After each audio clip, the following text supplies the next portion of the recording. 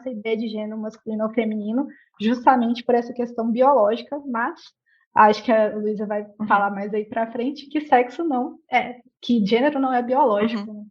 Né? Puxando isso aí, gênero é basicamente como você se enxerga e como você é visto na sociedade. Porque, assim, quando você olha para uma pessoa, você não tem como saber o sexo dela. Você consegue ver várias características dela, que são desde a aparência, como ela se veste, como que ela corta o cabelo e tal, e que isso tá muito associado a algumas imagens que a gente tem, que estão associadas aos gêneros. E que, na verdade, essa expressão de gênero não necessariamente significa que o gênero daquela pessoa é aquele, assim. Você, por exemplo, você pode ter um homem que tem cabelo grande, usa vestido e é um homem. Não sei se deu para entender, assim. Porque, tipo... Inclusive, tem uma coisa que assim, nos estudos o pessoal separa para facilitar a questão da identidade de gênero com a expressão de gênero. Pensando a identidade de gênero como a forma que a pessoa se identifica, e, gente, isso tudo é muito generalista, assim, são muitos estudos e muitas conversas, e a gente está tentando falar bem por alto mesmo, e são assuntos polêmicos que vão ter visões divergentes, mas bem por alto, assim, a gente entende a identidade de gênero como a forma como você se identifica. Então, eu me sinto confortável numa ideia de não binaridade, mas indo para uma identidade feminina. Mas tem pessoas que vão se enxergar de formas diferentes e isso não necessariamente está do mesmo lado do sexo que foi determinado para ela no nascimento. Então, isso vai ver se ela se encaixa dentro de um espectro cis ou dentro de uma transgeneridade, né? Indo para o outro lado, essa ideia da palavra cis e trans. Já a expressão de gênero é a forma como você se expressa. Então, a identidade é como se fosse de dentro para fora, né? Eu para o mundo, e a expressão de gênero é como se fosse de fora para dentro, é como o mundo me lê. Então, mesmo a forma como eu me expresso é a forma como o mundo vai me enxergar. Então, a minha expressão de gênero, ela vai variar dentro de um espectro assim, do feminina para o andrógena, para a masculina, só que isso pode mudar a qualquer momento e também não necessariamente está ligado à identidade de gênero, então que é a forma como eu me identifico, e ao sexo biológico também. Isso não necessariamente vai estar em conformidade. Conformidade, assim, não do mesmo lado do espectro que eu digo, né? Acho que não sei se deu para entender mais ou menos. Acho que deu para entender, sim. É complicado. bem complicado. Mas assim, são essas três chaves, assim, que é a identidade de gênero, a expressão de gênero e o sexo biológico. Então, a forma como eu me identifico pode ser diferente da forma como eu me expresso e pode ser diferente como a forma que foi designado para mim no meu nascimento. Exatamente, né? Então, por isso que é importante, né, que os sistemas, né, os softwares não perguntem o seu sexo, né? E sim perguntem, né, como você se identifica em relação ao seu gênero. Né?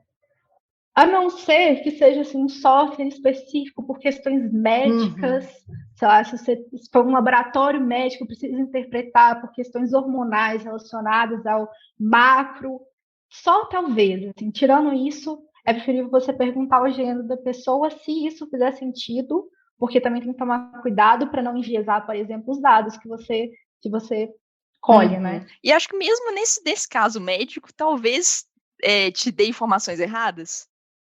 Porque, vamos pensar assim, de tipo...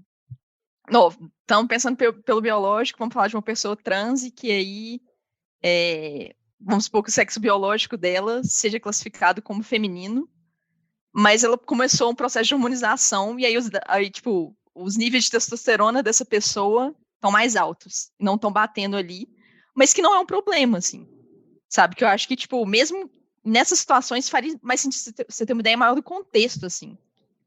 Que está em volta da pessoa. Mas que eu acho que puxando de volta um pouquinho para a linguagem, assim, que o gênero das pessoas está muito ligado à linguagem que elas usam para se referir a si mesmas. E que assim, o gênero com que elas se referem a si mesmas e como as pessoas em volta delas se referem a elas é um negócio que faz muita diferença, tanto no reconhecimento de identidades aí, tanto no trato social, assim. Eu acho que é um negócio que é muito importante e que ressalta tudo que a gente veio falando, assim, de por que é importante a gente ter esse cuidado com a linguagem dentro das interfaces, dentro da tecnologia, porque quando você está tratando de linguagem, se referindo às pessoas, você está tratando da identidade delas também. Sim. Então é importante respeitar isso e ter isso em mente sempre. Boa. E a Ava até falou um pouco sobre uma polêmica, né? Assim, que tem a linguagem neutra um pouco polêmica por causa, né, desse embate com a construção culta, né? Principalmente porque a língua portuguesa, muitos, né, falam que a língua portuguesa já é neutra, né? Que as palavras no masculino representam a coletividade. E aí, né? O que vocês pensam sobre isso, sobre a construção culta da linguagem e tudo isso que a gente está conversando? Olha, eu falo que tem como você usar uma linguagem neutra e não sexista totalmente aderente à norma culta. Assim, o problema em si não é o uso da norma culta. A questão é como você faz esse uso. Porque ao mesmo tempo que eu vou usar o masculino genérico, isso pode enviesar meu texto, acreditar que eu estou falando só de homens nesse coletivo, ou que tem uma maioria de homens, e isso acontece o tempo todo, porque assim, dentro da nossa cultura, se eu falo, por exemplo, de um grupo de cientistas, a primeira imagem que vem na nossa cabeça, mesmo a palavra cientista sendo uma palavra neutra, a primeira imagem que vem na nossa cabeça é de homens de jaleco num laboratório, e para a gente desconstruir isso demora um pouco. Então, se eu já jogo uma palavra no masculino de cara, isso já cria essa primeira barreira, né? Esse primeiro viés que vai vários processos, né, que a gente vai construindo ao longo do tempo e que para desconstruir é muito difícil. Então, de todas as formas que a gente puder, a gente vai reduzindo esses vieses. E a questão dos neopronomes, né, desse uso desses pronomes neutros, enfim, que não são só pronomes, né, são sistemas gramaticais, porque você trabalha também com a questão da desinência de gênero, que é trocar aquela partícula final da palavra que determina, né, que faz a flexão de gênero dentro de cada palavra. E isso eu acho que tem mais a ver com o uso da linguagem e a norma culta ela vai se consolidando ao longo do tempo com o uso. A gente não fala vossa mercê até hoje. A gente já mudou para o você e o você. Hoje, às vezes, o você é informal, mas daqui a pouco já está configurando no dicionário, se já não tiver.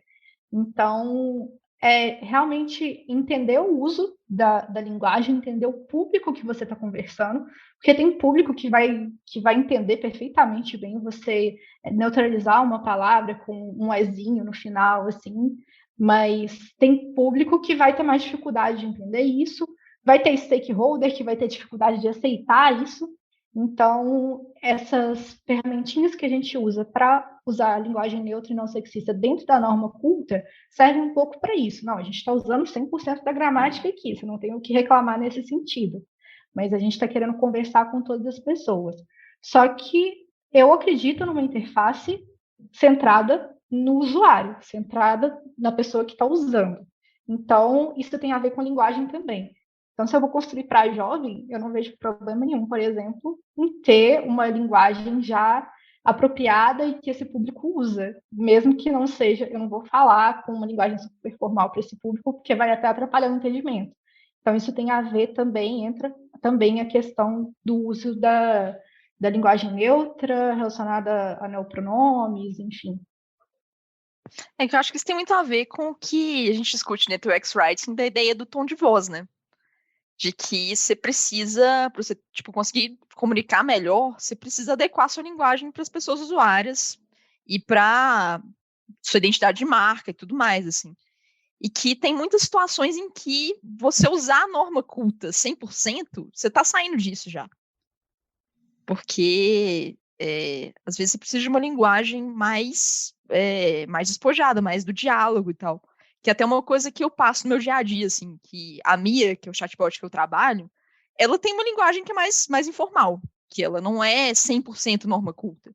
Então, a gente já faz algumas adaptações, assim, por exemplo, vou resumir, não vou usar a palavra está, vou usar a palavra tá em alguns momentos, porque faz sentido, assim. E que vem aí essa questão, assim, de Tá, a gente já tá fugindo da norma culta aqui. Por que então seria um problema tão grande assim a gente conseguir adaptar a nossa linguagem para essas novas formas de usar ela? Assim? De, às vezes, usar essa desinência neutra do em algumas palavras que já são mais fáceis de entender, assim, em alguns momentos. Que eu acho que não vejo isso como um problema, assim. Acho que é uma coisa a ser adaptada dependendo do caso, né? Como a Ava comentou, mas que é um negócio que já está acontecendo, que vai acontecer independente da gente brigar contra isso, de ser tipo, não, a gente só pode escrever na norma culta ou não. A linguagem das pessoas já está se adaptando. E que acho que tem muito isso, né? De que a norma ela vem depois do uso. Que à medida que o uso vai mudando, a norma vai ter que se adaptar a isso. Porque o que importa é como a linguagem está sendo usada pelas pessoas. E aí não faz muito sentido a gente ficar se segurando com um conjunto de regras que não condiz com a nossa realidade. Assim. E que até um sinal que eu acho que é legal de ver essas coisas acontecendo, que assim, que eu estava dando uma olhada num dos principais dicionários do inglês, que é o Merriam-Webster, que ele mudou a descrição que ele tem da palavra day. Do day, que para não significar simplesmente o plural, né, do inglês, o pronome em plural, mas também para se referir a pessoas no singular, tanto quanto você não sabe qual que é o gênero da pessoa, tanto para pessoas de gênero não binário. Que assim, já é um reconhecimento institucional de um uso da palavra que está mudando a língua, assim. Então eu acho que tem muito disso, assim, que a norma vai se adaptar ao uso. Não, Luiz, isso é muito, muito legal isso que você falou, porque isso eu acho que é uma coisa que as pessoas não percebem que acontecem tanto e ficam realmente, assim, julgando demais esse negócio do pronome neutro com a língua culta, assim. Eu ouvi uma entrevista outro dia, exatamente com uma mulher que participava da construção de dicionários, não lembro muito bem como que chama, né, essas pessoas que trabalham com isso, mas ela estava falando exatamente isso, assim, como que os dicionários e a gramática ela vai se adaptando com o uso das pessoas. Então, isso vai acontecer, né? As pessoas utilizando mais a linguagem neutra, isso vai acontecer naturalmente disso ir para os dicionários, né? E as pessoas simplesmente, né? Vai acontecer, né? Igual você falou. Então, isso é super interessante e as pessoas às vezes não sabem muito que isso acontece, né? E ficam tentando brigar com isso.